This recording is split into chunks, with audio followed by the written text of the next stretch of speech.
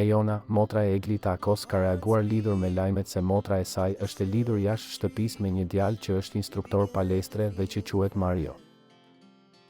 Tani dhe miqt po na i bëni të dashur, por dhe me këto jemi mësuar se në edicionet e kaluara i keni vënë dhe numër jo 10 të po 20 të. Përsëri priten këto nga populli ynë pa halle, por që i shpik të tjerëve halle. Të hapen kamerat për në top? Pa tjetër.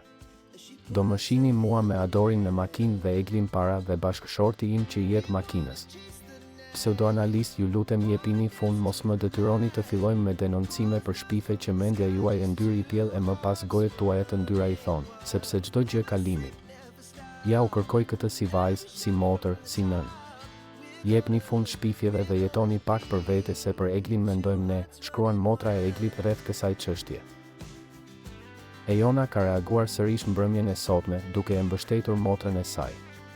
Egliti e di se edhe nëse gjithë bota është kundër teje, jemi unë dhe ti kundër gjithë botës, shkruan motra e saj në Instastory.